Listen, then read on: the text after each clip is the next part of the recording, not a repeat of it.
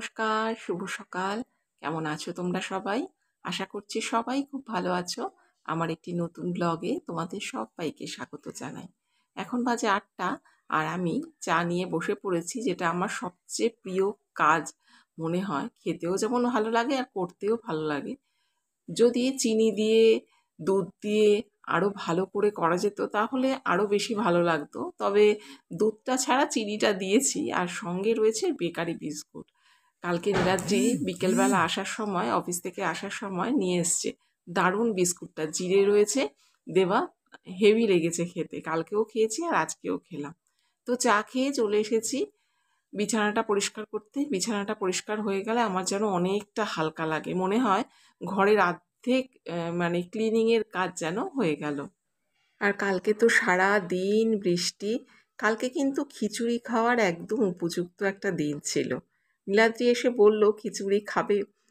আমি বললাম যে হ্যাঁ খাবো, খিচুড়ি আর আমি না করব সেটা তো হতেই পারে না। তো কিন্তু লাস্ট পর্যন্ত সেটা নাই হলো। 8:30 নাগাদও বললো যে না করো না, আমার একটু সমস্যা হবে মনে হচ্ছে, খাবো না।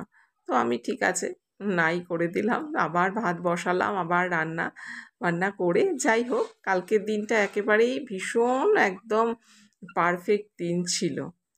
আর এই যে বিছানাটা পরিষ্কার করছি, আগের দিন না আমি এই চাদরটা ঠিক করতে গিয়ে দেখিনি যে চাদরটা অসমানভাবে রয়েছে, ওভাবেই রেখে দিয়েছিলাম। পরে দেখলাম, যখন আমি আবার ভিডিওটা দেখছি তখন দেখলাম চাদরটা একদম সমান হয়নি, দেখতে বাজে লাগছিল, খুব খারাপ লাগছিল। তো আজকে সেই জন্য চাদরটাকে সুন্দর করে পেতে দিলাম।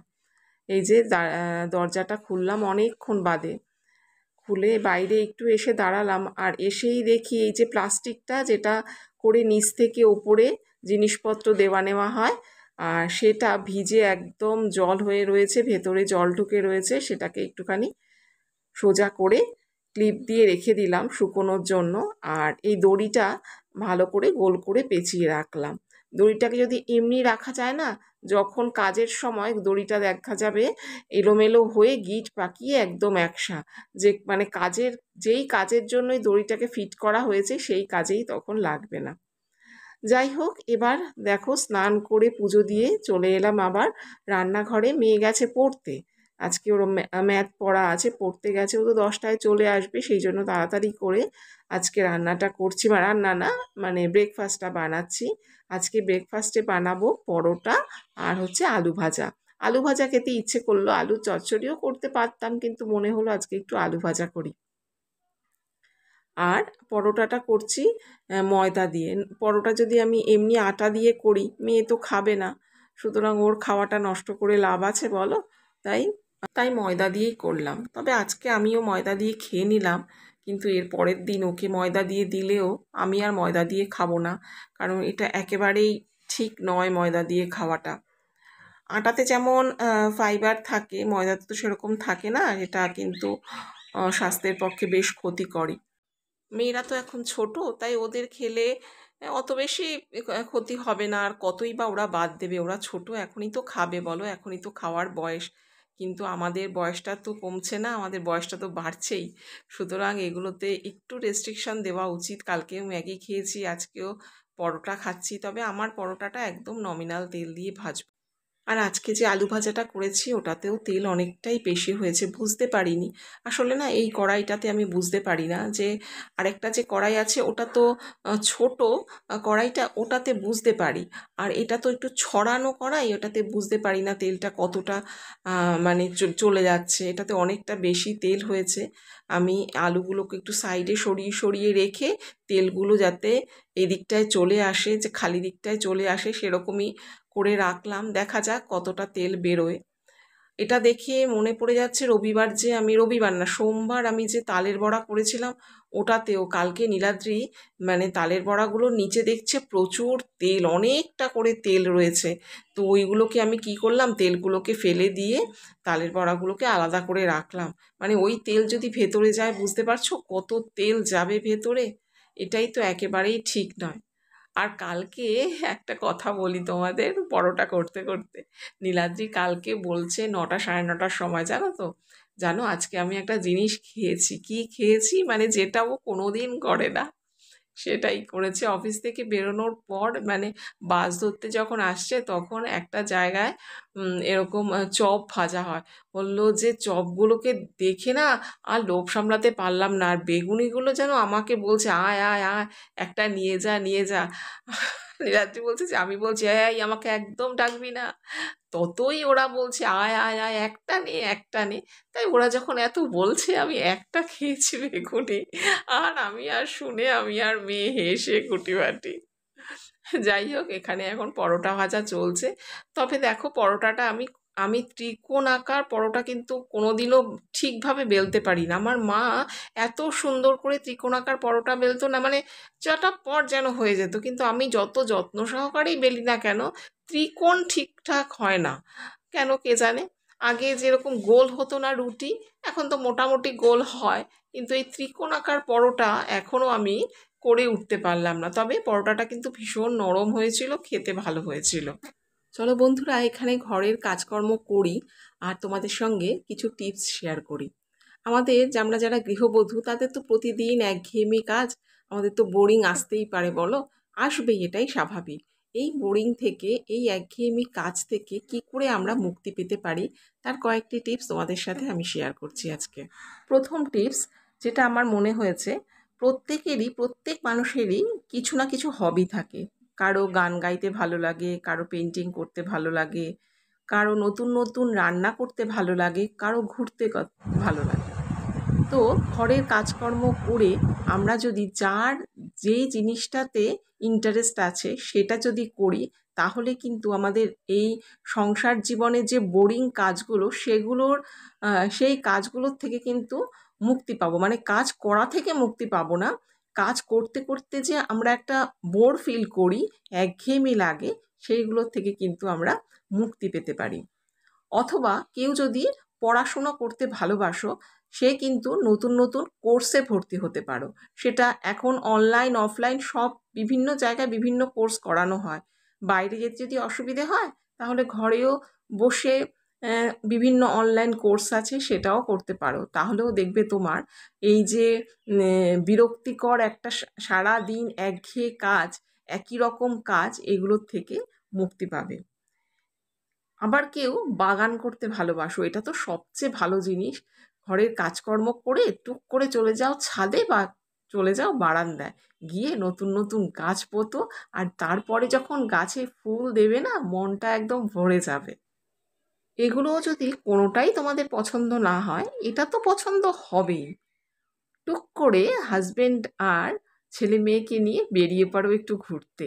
দেখবে প্রকৃতির মাঝে নিজের মন খুব ভালো হয়ে যাবে। আজকের 4টে টিপস কেমন লাগলো অবশ্যই জানিও ছোট্ট একটা কমেন্ট করে। তো চলো, এই যে ফ্রিজটা একটু মুছে নিই। তো আমারও একটু আজকে বোর লাগছিল, তো ওই মাঝে কি করেছি, মেয়ের সঙ্গে তো অনেকক্ষণ সময় কাটালাম। আর আমার যেটা সবচেয়ে ভালো জিনিস, ভালো লাগে আর কি, সেটা হচ্ছে গান শোনা। আমি কিছু রবীন্দ্রসঙ্গীত গান শুনে নিলাম, আর ছাদে গিয়ে 5-6টা গাছ পুঁতে এলাম, জানো তো। কালকে দেখিয়ে দেবো তোমাদের গাছগুলো কি গাছ পুঁতেছি। তো নীলাদ্রিকে বলেছিলাম কালকে নিয়ে আসতেও নিয়ে এসেছে, তো আজকে পুঁতে দিয়েছি। যাই হোক, মন ভালো হয়ে গেছে, এসে আবার কাজে লেগে গেছি। আর এই যে ফ্রিজটার মধ্যে না একটু কিরকম জানি বর্ষাকালে কেমন একটু সাদাটে সাদাটে হয়ে পড়ে, সেগুলো সেরকম হয়েছিল, ভালো করে মুছে দিলাম।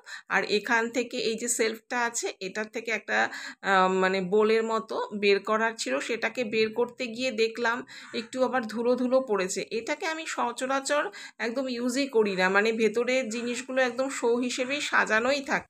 কিন্তু আজকে যখন এটা আমি খুললাম, দেখি ভেতরটার মধ্যে জানো তো ধুলো ধুলো হয়ে রয়েছে। আর ওরকম দেখে আমি হাত গুটিয়ে বসে থাকা যায় বলো তো? তা হালকা করে একটু ঝেড়ে টেড়ে দিলাম। তো আজকে যেহেতু এটার প্ল্যান ছিল না, কারণ এটাকে দেখছি পরিষ্কার করতে হলে একটু সময় লাগবে, প্রায় ½ মতো লেগে যাবে, কারণ নিচের যে পেপারগুলো পেতেছি সেগুলোকেও একটু পরিষ্কার করতে হবে। ভাবলাম ধুলো ধুলো যখন পড়েইছে, তাহলে পেপারগুলোকেও পাল্টে একদিন বসবো প্ল্যান করে এটা পরিষ্কার করার জন্য। তো আজকে হালকা হাতে একটুখানি জাস্ট নেড়ে দিলাম, পরিষ্কার করে ধুলোগুলো একটুখানি পরিষ্কার করে। আমার একটা বোল বের করার ছিল, সেটাও বের করে নিলাম। তো ভিডিওটি দেখতে দেখতে যারা এত দূর পর্যন্ত এসেছো, আশা করব আমার ভিডিওটা তোমাদের কিছুটা হলেও ভালো লেগেছে। আমার ভিডিওটা যদি তোমাদের ভালো লাগে প্লিজ একটা লাইক করে দিও। আর এরকম আমার লাইফস্টাইল যদি দেখতে চাও তাহলে প্লিজ আমার চ্যানেলটিকে সাবস্ক্রাইবও করে রাখতে পারো। আর আজকে আমি তোমাদের সঙ্গে যে 4টে টিপস দিলাম, তোমাদের একঘেয়েমি দূর করার যে 4টে টিপস দিলাম, সেটা কেমন লেগেছে সেটাও জানিও। আর এই সেলফের ভেতর না সেই স্টিলের আগেকার দিনে যে মোটা মোটা গ্লাসগুলো ছিল না, সেই গ্লাসগুলো আছে। ওই যে তোমরা দেখতে পাচ্ছ অনেকগুলো গ্লাস রয়েছে। নীলাদ্রি একটা গ্লাস এখন ব্যবহার করে, ওটা সকালবেলা যখন ও 1 গ্লাস করে জল খায় তখন ওই গ্লাসটায় জল খায়। তো ওই রকম অনেক গ্লাস ওখানে রয়েছে। এখানে তো 4টে দেখছো, 4টেই রয়েছে এখানে, বাইরেও আরও 2-3টে বের করা রয়েছে। এগুলো তো এখন কেউ জল খায় না, তবে গ্লাসে করে জল খাওয়া জানো তো ভীষণ দরকার। মানে আমরা যে ওই বোতল করে ঢক ঢক করে জল খাই না, ওইভাবে খাওয়াটা একেবারেই ঠিক নয়। গ্লাসে করে জল খাওয়া দরকার। কিন্তু এই যে এই গ্লাসগুলো না অনেক পুরনো হয়ে গেছে, তো এখন আর এই গ্লাসগুলো ঠিক ইউজ করতে ইচ্ছে করে না, তাই এটার মধ্যে সাজিয়েই রেখেছি। আর এই যে সামনে দেখছো কাপগুলো, এটা এক মেলার থেকে কিনেছিলাম, মানে হুজুকের মাথায় কিনেছিলাম। তো কিন্তু চা খেতে গিয়ে দেখি এত কম চা হয় এটা এগুলোর মধ্যে, আমার ঠিক একেবারেই পোষায় না। তো ওগুলো রেখে দিয়েছি সাজিয়েই। ওগুলো মানে কিনেছিলাম, তারপরে 1 দিন কি 2 দিন ইউজ করেছি, তারপর আর ইউজ করাই হয়নি। তারপরে পাশে একটা কাপ দেখছো যেখানে নীলাদ্রির আর আমার ছবি রয়েছে। এই কাপটা নীলাদ্রি আমাকে এক জন্মদিনে গিফট করেছিল, কিন্তু এটা আমি ব্যবহার করি না। কেন ব্যবহার করি না সেটা বলতে গেলে আমার খুব খারাপ লাগে, কারণ ওই দিনই নীলাদ্রির পেসমেকার বসাতে হবে সেটা ধরা পড়েছিল। আর এটা সাজানোই থাকে, নীলাদ্রি মাঝে মাঝে বলে, হয়তো দুঃখ পায়, কিন্তু ওটা ব্যবহার করলে না আমার আরও বেশি দুঃখ লাগে। মানে ওটা দেখলেই আমার ওই দিনে সব কথা মনে পড়ে যায়, সেই জন্য ওটা আর আমি যত্ন করে রেখেই দিয়েছি, ব্যবহার একেবারেই করি না। আর এখানে দেখো এই যে জলের যে জারটা রয়েছে, এটা আজকে নতুন জল দেবে আর কি জার, সেই জন্য ভাবলাম যে নিচের এই যে জারটা রয়েছে সেটাকেও পরিষ্কার করে নিই। আর যে কলটা আছে সাদা, তো একটুতেই নোংরার দাগ পড়ে যায় যেন, সেটাকেও ভালো করে পরিষ্কার করে নিই। তো এগুলো সব সময় তো প্রতিদিন হয় না, কখনো কখনো মনে পড়লো যে এটা দরকার আছে, হয়তো চোখে পড়লো যে একটু ধুলো লেগে রয়েছে, তখন পরিষ্কার করতে হয়। আজকে কাজকর্ম একটু কম রয়েছে, আজকে অত বেশি ক্লিনিং আমি করিনি, সেই জন্য এটাও পরিষ্কার করে দিলাম। আর আজকে রান্নাবান্নাও তোমাদের সাথে কিছু শেয়ার করলাম না, কারণ সকালেই আমি রান্নাবান্না সমস্ত করে রেখেছি, রাতের জন্য মাছও করে রেখেছি। রান্নাবান্নাও যে খুব বেশি করেছি তাই না, আজকে পেঁপের তরকারি করেছি, উচ্ছে সেদ্ধ দিয়েছিলাম শুধু নীলাদ্রির জন্য, যেটা ওর প্রতিদিনকার মানে দিতেই হয়। আর হচ্ছে মাছ করেছি, আর রাতের জন্য মাছ রয়েছে, একটু কিছু ভাজা টাজা করে নেব। আর দুপুরে আমরাও যখন খাবো তখন একটু হয়তো পাঁপড় ভেজে নেব। এটাই ছিল আজকে আমাদের দুপুরের লাঞ্চ। তো চলো এগুলো পরিষ্কার করে তারপরে টেবিলটাও একটু ভালো করে মুছে নেব। আর মেয়ে এখন একটু টায়ার্ড রয়েছে, এখন একটু ঘুমোচ্ছে, তো ওকে ডাকবো একটু পরেই স্নান করতে যাওয়ার জন্য।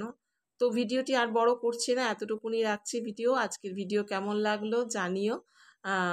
তো আমার পাশে থেকো, আর সবাই ভালো থেকো, সুস্থ থেকো।